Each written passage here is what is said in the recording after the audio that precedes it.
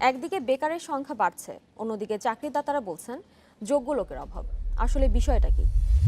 বেকার সমস্যা বিশাল জনগোষ্ঠীর দেশ বাংলাদেশের জন্য এটি অত্যন্ত গুরুতর একটা সমস্যা। সমস্যাটা আরও গুরুতর যখন এই বিশাল বেকার জনগোষ্ঠীর মধ্যে শিক্ষিতের সংখ্যাই বেশি।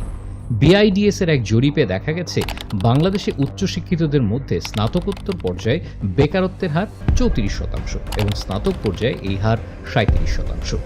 যুক্তরাজ্যের প্রভাবশালী সাময়িকী দ্য ইকোনমিস্টের কলামেও বলা হয়েছে বর্তমানে বাংলাদেশের 47% স্নাতকই বেকার। অর্থাৎ প্রতি বছর যদি বাংলাদেশের বিভিন্ন সরকারি ও বেসরকারি বিশ্ববিদ্যালয় থেকে স্নাতক, স্নাতকোত্তর সহ উচ্চতর ডিগ্রি নিয়ে 3.5 লাখ মানুষও বের হয়, তবে তাদের প্রায় অর্ধেকই থেকে যাবে কর্মহীন।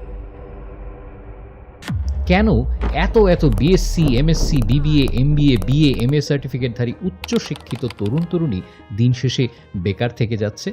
হ্যাঁ, এটা সত্য যে চাকরি প্রত্যাশীদের বিপরীতে যথেষ্ট কর্মসংস্থানের ব্যবস্থা আমাদের দেশে নেই। কিন্তু আমাদের দেশের উচ্চশিক্ষিতদের অনেকেই যখন বেকার, তখন প্রতিবেশী দেশ থেকে বহু মানুষ বাংলাদেশের বিভিন্ন সেক্টরে মোটা টাকা স্যালারিতে কাজ করছে।